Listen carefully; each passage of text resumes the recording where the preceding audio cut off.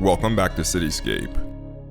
In this episode of Secret People, we will cover Edward Bernays, a German-American psychologist known for pioneering the field of public relations.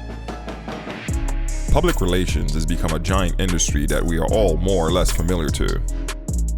This is so much the case that the game has stepped up to the level of information warfare, a situation where different factions use their propaganda machine against each other. Amongst the ceaseless noise created by the media and influencers, few people stop and ask, how did the field become so scientific? Many people suspect mass propaganda started with the Nazis, but that's actually not the case. What the Nazis did was create an information silo and pound the German people with the same message over and over. This was propaganda in a crude form. The art of skillfully disseminating information to a diverse population with different and often conflicting interests started right here in a good old USA. It was mastered and pioneered into a field by the man featured in this episode. In fact, all the major press in the US have called Edward Bernays the father of public relations, a title that is not only well-deserved, but perhaps an understatement. As always, let's start with a brief background.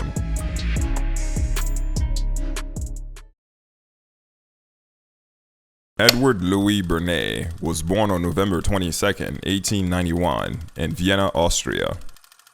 His mother Anna was Sigmund Freud's sister, and his father Eli was the brother of Freud's wife. This made the famous psychologist Sigmund Freud his double uncle. The Bernays family moved to the United States in 1892, where young Edward attended Dewitt Clinton High School in New York City. He would later study agriculture at Cornell University. After graduating Cornell, Bernays would work in journalism rather than farming, writing for several medical publications. His career, however, would take a shift during the Great War. When the US entered World War I, the need to control public opinion became ever dire as the human carnage from the war was taking its toll on Americans. The drain of resources from the war was also decreasing the standard of living of people. To maintain support for the war effort, the Wilson administration created the Committee on Public Information, or the CPI. The committee's job was to create enthusiasm for the war, and one of the men that was hired to accomplish this goal of molding public opinion was Edward Bernays. Bernays would refer to his work as psychological warfare, a term that would become incredibly popular in the conspiracy theory community. Bernays was apparently so successful at his job that he was personally invited by Wilson to join the Paris Peace Conference. After the war ended, Bernays and the 15 other men across Europe who helped shape public opinion in support of the war, discovered that their work can also be applied towards commercial interests. Bernays would go on to say, "There was one basic lesson I learned in the Committee on Public Information, that efforts comparable to those applied by the CPI to affect the attitudes of the enemy, of neutrals, and people of this country could be applied with equal facility to peacetime pursuits.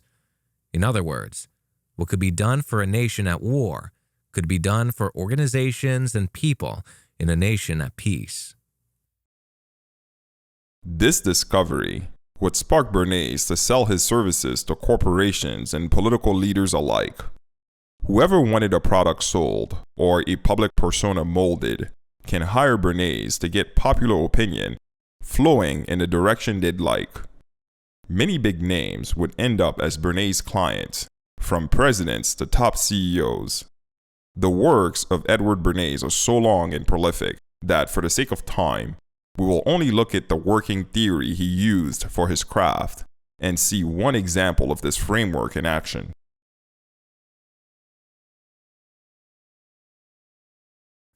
The conscious and intelligent manipulation of the organized habits and opinions of the masses is an important element in democratic society. Those who manipulate this unseen mechanism of society constitute an invisible government, which is the true ruling power of our country. We are governed, our minds are molded, our tastes formed, our ideas suggested, largely by men we have never heard of. This is a logical result of the way in which our democratic society is organized. Vast numbers of human beings must cooperate in this manner if they are to live together as a smoothly functioning society. In almost every act of our daily lives, whether in the sphere of politics or business, in our social conduct or our ethical thinking, we are dominated by a relatively small number of persons who understand the mental processes and social patterns of the masses. It is they who pull the wires which control the public mind. Edward Bernays did not believe in selling products directly. Instead, he theorized that an advertiser should tie the product they want sold to the unconscious desires of the public. In other words, connect your product to an instinct.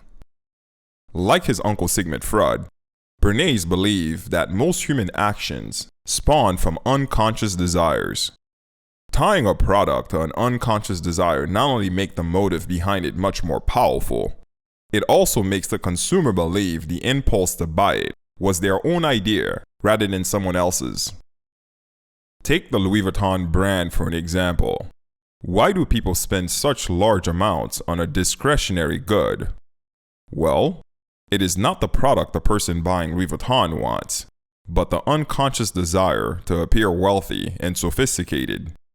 In other words, they do not want the shoe for the practical purpose of walking, but to obtain the feeling of opulence and sophistication. Louis Vuitton, therefore, ties their product to this unconscious desire by showing beautiful and sophisticated models wear their products in scenes of opulence.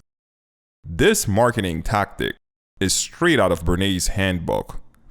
Here are a few examples where Edward Bernays himself put this at work. You know, if you were to follow a busy doctor as he makes his daily round of calls, you'd find yourself having a mighty busy time keeping up with him. Time out for many men of medicine usually means just long enough to enjoy a cigarette.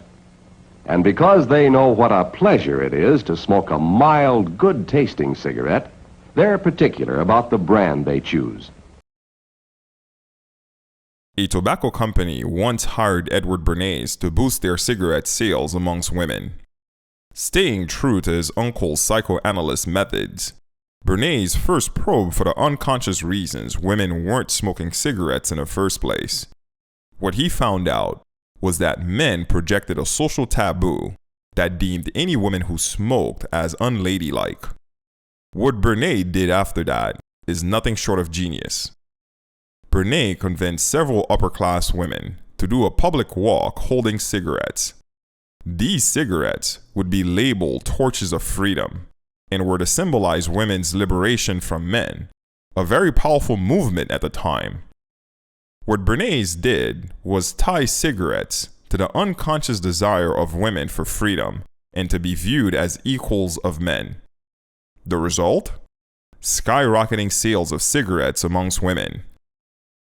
To this day, women still view smoking cigarettes as an act of defiance and independence. Bernays would also tie cars to masculinity, associate the ownership of pianos to upperclassness, promote the ownership of stocks to the middle class, and many more. He even indirectly influenced the overthrow of a left-wing government in Guatemala on behalf of the United Fruit Company, an act that would later have disastrous consequences as it helped give rise to the economic hitman. Bernays was also a huge advocate of public relations as a formal service, giving rise to the PR industry, hence why he is called the father of public relations. Of course, I am only scratching the surface of Bernays' vast work. Those of you who would like to learn more should read his book on the subject, Propaganda. Link is in the description. Universal literacy was supposed to educate the common man to control his environment. Once he could read and write, he would have a mind fit to rule. So ran the democratic doctrine. But instead of a mind, Universal literacy has given him rubber stamps. Rubber stamps inked with advertising slogans, with editorials, with published scientific data, with the trivialities of the tabloids and the platitudes of history, but quite innocent of original thought. Each man's rubber stamps are the duplicates of millions of others, so that when those millions are exposed to the same stimuli, all receive identical imprints. It may seem an exaggeration to say that the American public gets most of its ideas in this wholesome fashion. The mechanisms by which ideas are disseminated on a large scale is propaganda, in the broad sense of an organized effort to spread a particular belief or doctrine. Speaking of Bernays, one place you can find an archive of his work is the Library of Congress in Washington, D.C. The Library of Congress is a research library that is 222 years old. In there, you can find countless records on personalities like Bernays for your research. You can even get a free office from the library if you have an official book contract. Did I mention the library is also stunningly beautiful? A must-see for sure. Those of you who want to visit the Library of Congress can save this location on a Cityscape app. Edward Bernays has been turned into a legend due to his incredible achievements in the field of mass psychology. He is held in high esteem in both academic, business, and political circles. Although his work is indeed brilliant, there is a part of me that cringes at the lack of criticism this man has received. The works done by Bernays has been incredibly damaging to the collective and national interests. Not only has he convinced several generations of women to associate smoking cigarettes with independence, he also gave birth to an entire age of vain consumerism that is harmful to human character as well as the planet. Thanks to Edward Bernays, America has shifted from an industrial economy to a consumer economy. Edward Bernays also helped spawn the age of narcissism we see today by fanning the flame of personal vanity in many of his consumer campaigns. We now live in 2022, an age where most young people love to shop and self-worship. And who's to blame for this collective disaster? It is clearly unfair to lay the entire guilt at the door of Edward Bernays, but it's reasonable to say that he had contributed more than a fair share of the damage. Edward Bernays was very much a genius of the first order, but as they say, the brighter the light, the darker the shadow. One trivial fact I forgot to mention was that Bernays was short. He stood only 5'4". I guess the psychoanalyst in me would say that Bernays was compensating for something he couldn't buy. I guess we're all human after all. See you next time.